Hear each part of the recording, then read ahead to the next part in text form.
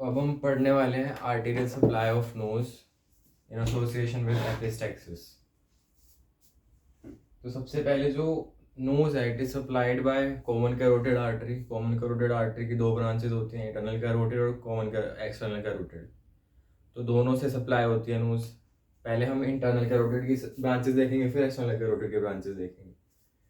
Internal carotid जाती है through foramen, अंदर से जाती है। जैसे कॉमन कैरोटिड थी, ये अंदर से जाएगी, और एक्सटर्नल कैरोटिड यहाँ से ब्रांचेस देगी बाहर। ठीक है, तो अंदर से ये हमारा ऑर्बिट है। ऑर्बिट के अंदर ये ऑप्टिक फोरामेन है, ये सुपीरियर ऑर्बिटल फिशर है और ये इंफीरियर ऑर्बिटल फिशर है। ऑप्टिक फोरामेन से निकलती है ऑप्टिक नर्व और ophthalmic artery. Ophthalmic artery is a branch of internal carotid artery. यहाँ से निकलेगी, यहाँ से निकल के वो दो ब्रांचेस देती है। अब यहाँ से निकली अंदर तो नोज की तरफ दो ब्रांचेस देगी वो ऐसे, एक आगे की तरफ एक पीछे की तरफ। ये वाली हो जाएगी एंटीरियर इथमोइडल आर्टरी, ये हो जाएगी posterior ethmoidal artery through anterior ethmoidal foramen और पोस्टीरियर इथमोइडल फोरामेन।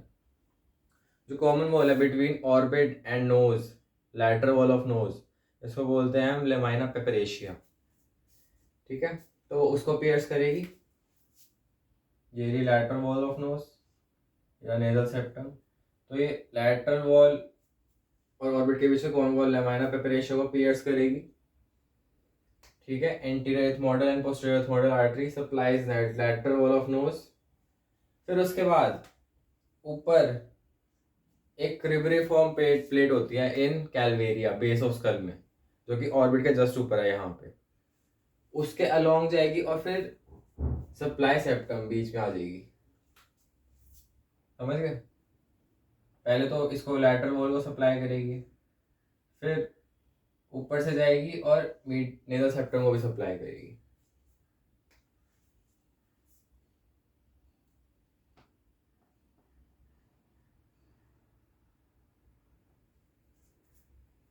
अब कई बार क्या होता है, ये जो सारा है ये इथमोइडल साइनस है। कई बार क्या होता है, जो इथमोइडल साइनस है इट गेट्स एक्सटेंसिवली लिमिटाइज्ड, मतलब उसमें एयर सेल्स वो ज़्यादा बन जाते हैं, वो एक्सपैंड कर जाता है। नॉर्मली उसका लेवल इतना होता है, बट क्या होता है कई केसेस के अंदर वो उसके अंदर एयर कैविटी बहुत बड़ी हो जाती है, तो वो ऐसे ऊपर की तरफ प्रोग्रेस कर जाएगा। तो जब एंटीरियर इथमोइडल आर्टरी आ रही थी, एंटीरियर इथमोइडल फोरामेन यहाँ पे था, उसने फिर लैटरल वॉल को सप्लाई किया, फिर क्रिब्रिफॉर्म प्लेट के अलोंग जाना था उसने, पर क्या हुआ यहाँ पे एयर सेल्स आ गए। तो जब वो अपना पाथ फॉलो कर रही थी तो बोनी प्रोमिनेंस बन जाता है एक इस टाइप का, इस टाइप का दोनों साइड। इस साइड तो नहीं है नेमिटाइज्ड, ये देखो इस साइड भी है ऐसे। तो ये ऐसा लगता है जैसे कोई निप्पल प्रोट्रूड कर रहा है, तो इसको बोलते हैं हम nipple sign. Nipple sign at the level of entry of anterior ethmoidal artery into nasal cavity. इसको हम एंटीरियर इथमोइडल नॉच भी बोलते हैं, नॉच बनती है जैसे खींच दिया हो, नॉच बन गई हो। When anterior ethmoidal cell become extensively pneumatized, they extend beyond orbit, called Nippon sign on CT contrast and enhanced CT scan. अब क्या होता है during face surgery, functional endoscopic sinus surgery, मतलब साइनोसाइटिस है, साइनस के अंदर कुछ इन्फेक्टिव फ्लूइड अक्यूमुलेट हो गया, पस अक्यूमुलेट हो गया, उसको हमने ड्रेन करना है। तो ड्रेन करते टाइम पे एंटीरियर इथमोइडल आर्टरी डैमेज हो सकती है इस केस के अंदर। ठीक है, तो एंटीरियर इथमोइडल आर्टरी डैमेज होगी तो ये रिट्रैक्ट कर जाएगी वापस ऑर्बिट में, क्योंकि यहीं से आ रही है ये, और ऑर्बिट के अंदर हिमेटोमा हेमरेज हो जाएगी, ब्लड का अक्यूमुलेशन हो जाएगा। अब ऑर्बिट एक बोनी कैविटी है, वो एक्सपैंड तो कर नहीं सकती, तो ब्लड सारा का सारा जब अक्यूमुलेट होने लग जाएगा तो ऑर्बिट पे प्रेशर लगा, सॉरी ये आई बॉल पे प्रेशर लगाएगा। अब आई बॉल पे प्रेशर लगाएगा तो ऑप्टिक नर्व का कंप्रेशन भी होगा, ऑप्टिक नर्व कंप्रेस होगी तो ब्लाइंडनेस कॉज हो जाएगी। वही लिखा हुआ है during face surgery function endoscopic sinus surgery this artery retracted due to rupture retracted into eyeball eye orbit causing orbital hematoma compresses optic nerve which causes blindness। इसकी management क्या है? मैनेजमेंट ऐसी होती है जो हम लेक्राइमल अपरेटस पढ़ते हैं उसके अंदर ये लेक्राइमल सैक है ये सारा, और ये लेक्राइमल क्रेस्ट है, बोनी प्रोमिनेंस है बेसिकली ये। तो लेक्राइमल क्रेस्ट से 24 mm दूर एंटीरियर इथमोइडल फोरामेन होता है, यहाँ पे एंटीरियर इथमोइडल आर्टरी है। तो हम इस बोनी लैंडमार्क को फाइंड आउट करते हैं और यहाँ पर लाइगेट करते हैं आर्टरी को, ठीक है। तो मैंने, और जो लीजन होता है बेसिकली क्या है, जो मीडियल कैंथस है, मीडियल कैंथस ये होता है, ये जो मीडियल कैंथस और लैटरल कैंथस, अपर और लोअर आईलिड जहाँ पे मीट करती हैं, मीडियल कैंथस पे ऐसा कर्विलिनियर लीजन देते हैं इस टाइप का, और इसको रिट्रैक्ट कर देते हैं। फिर यहाँ पे लेक्राइमल क्रेस्ट को ढूंढते हैं, वहाँ से 24 mm पोस्टीरियर जाएंगे अंदर की तरफ, तो हमें एंटीरियर इथमोइडल फोरामेन दिखेगा। Ligate artery at anterior ethmoidal foramen 24 mm from lacrimal crest। फिर anterior ethmoidal foramen से 12 mm दूर जाएंगे तो हमें posterior ethmoidal foramen मिलेगा। posterior ethmoidal foramen से 6 mm दूर जाएंगे तो हमें optic foramen मिलेगा, ठीक है। तो 24, 12 और 6 mm में है सारी रीडिंग्स। नेक्स्ट आता है हमारे पास external carotid artery. External carotid artery जो है वो कई सारी ब्रांचेस देती हैं, उसमें से नोज को सप्लाई करने वाली हमारे पास 2 ब्रांचेस है, फेशियल आर्टरी और मैक्सिलरी आर्टरी।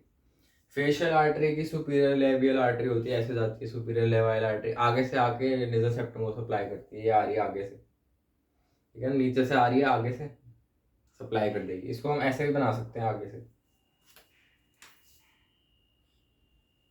ठीक है, आगे से आती है, आगे से आके नेजल सेप्टम को सप्लाई करेगी। फिर आता है maxillary artery. Maxillary artery infratemporal region है, मान लो दिखाता हूँ।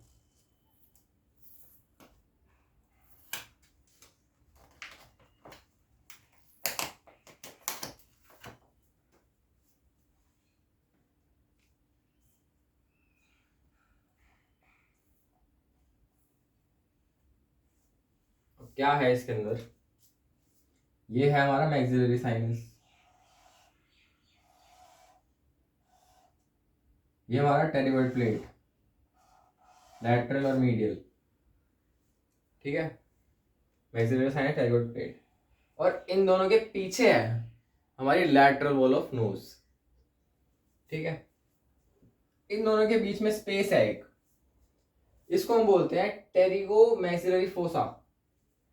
टेरिगोइड के ऊपर हमारी ग्रेटर विंग ऑफ स्फिनोइड है, तो टेरिगोइड को हम रिप्लेस करते हैं with sphenoid for nomenclature purpose only. तो टेरिगो मैक्सिलरी फोसा जो है उसको हम स्फिनो पैलेटाइन फोसा भी बोल सकते हैं, क्योंकि मैक्सिलरी के आगे पैलेट है, यहाँ पे ये सारा पैलेट है, मैक्सिलरी साइनस के नीचे पैलेट है, टेरिगोइड बोन के ऊपर स्फिनोइड है, तो टेरिगो मैक्सिलरी फोसा को हम स्फिनो पैलेटाइन फोसा भी बोल सकते हैं, ठीक है। अब मैक्सिलरी आर्टरी आई इंफ्रा टेम्पोरल फोसा में थी, यहाँ पे थी, ये टेम्पोरल है, इंफ्रा टेम्पोरल फोसा है। अब ऐसे आई, कहाँ पे आई, इस फोसा के अंदर, इंफ्रा टेम्पोरल फोसा से आगे हमारे पास टेरिगो मैक्सिलरी फोसा, या फिर स्फिनो पैलेटाइन फोसा के अंदर, ये जो स्पेस है इन दोनों के बीच में, यहाँ पे आ गई, ठीक है। अब क्या हुआ, इन दोनों के बीच के स्पेस, जो कैविटी थी, जो फोसा था, उसको हमने फोसा बोल दिया। जो एंट्री है इनटू स्फिनो पैलेटाइन फोसा उसको बोलेंगे फिशर। एंट्री भी तो कर रहा है अंदर, तो जिस स्पेस से घुस रहा है वो अंदर, space between infratemporal fossa and pterygopalatine fossa, sphenopalatine fossa, उसको बोलते हैं फिशर। फिशर से अंदर घुसा, इनटू फोसा, फिर अंदर एक फोरामेन था on lateral wall of nose, पीछे लैटरल वॉल ऑफ नोज ही है ये सारी चलती आ रही है। उसके अंदर क्या होगा, ये घुस जाएगा ये आर्टरी और दो ब्रांचेस देगी। अब तक क्या हुआ है, मैक्सिलरी आर्टरी थी, इंफ्राटेम्पोरल फोसा में थी, और वो घुस गई स्फिनोपैलेटाइन फोसा में, टेरिगो मैक्सिलरी फोसा के अंदर through pterygo maxillary Fisher.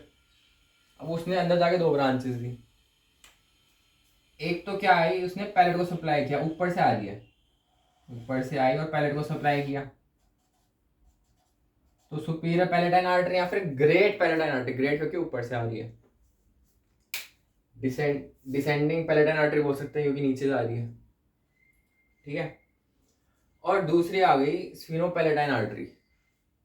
स्फिनोपैलेटाइन artery का सिस्टम ये है कि वो यहाँ से घुसी, उसे लैटरल वॉल ऑफ नोज में फिशर था, ये सॉरी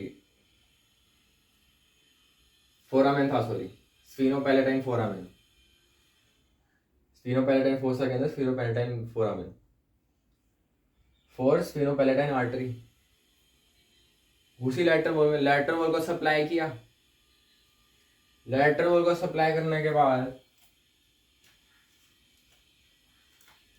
ये रही ऐसे घुसी, लैटरल वॉल को सप्लाई करने के बाद रूफ ऑफ नोज में रन करी और फिर मीडियल वॉल पे आ गई। अब जब ये एंटर हुई into lateral wall of knows, इस वाले पॉइंट पर बाहर से तो ये दिख रहा है हमें कि ये स्फिनोपैलेटाइन फोरामेन है, बट जब हम अंदर से देखते हैं लैटरल वॉल ऑफ नोज में, तो ये जो फोरामेन है it is eight the level of middle terminate on lateral wall of knows. तो हम बोलते हैं ये जो स्फिनोपैलेटाइन आर्टरी है वो आ रही है स्फिनोपैलेटाइन फोरामेन से, बाहर से तो वो दिख रहा है स्फिनोपैलेटाइन फोरामेन और lateral wall of nose, but अंदर से lateral wall it is 1 centimetre posterior to middle turbinate. Middle turbinate यहाँ पे कहीं पे होता है, ये तो खैर मैंने नेजल सेप्टम बना रखा है, बट जब लैटरल वॉल देखते हैं तो यहीं पे कहीं पे मिडल टर्मिनेट होता है, उसके 1 सेंटीमीटर पीछे हुआ है ऑन लैटरल वॉल, ठीक है ना, ये वाला पार्ट है लैटरल वॉल। अब अगर यहाँ पे ब्लीडिंग हो भी रही है एपिस्टेक्सिस में, तो हम मेन जो सोर्स है, कॉमन पॉइंट जो है दोनों आर्टरीज का, उसी को वहां पे उसको लाइगेट कर दिया आर्टरी को, तो आगे ब्लीडिंग ही रुक जाएगी, ठीक है ना। तो हम बेसिक देखो जो मेन आर्टरी ऑफ एपिस्टेक्सिस है वो यही होती है स्फिनोपैलेटाइन आर्टरी, सबसे ज्यादा ब्लीडिंग इसी में देखने को मिलती है, तो हम इसको लाइगेट करते हैं, तो इसका लैंडमार्क याद करना बहुत इंपॉर्टेंट है, it is ligated at 1 centimetre posterior to middle turbinate और lateral wall of nose. Bleeding हो रही है सेप्टम पे बट लाइगेट कर रहे हैं लैटरल वॉल पे, ठीक है। तो डिसेंडिंग पैलेटाइन आर्टरी सेप्टम को सप्लाई करती है, जबकि स्फिनोपैलेटाइन आर्टरी दोनों को सप्लाई करती है, लैटरल वॉल को भी और मीडियल वॉल को भी, लैटरल वॉल को भी मीडियल वॉल को भी। अब आता है Little's area. Little's area anteroinferior portion of nasal septum पे होता है, एंटीरियरली और इंफीरियरली एंटेरियर पोर्शन। यहाँ पे it is the area of epistaxis, यहाँ पे सबसे ज्यादा ब्लीडिंग होती है ड्यू टू ट्रॉमा, ठीक है, किसी ने ब्लो मार दिया, तो मोस्ट कॉमन कॉज है इन चिल्ड्रन इज ट्रॉमा।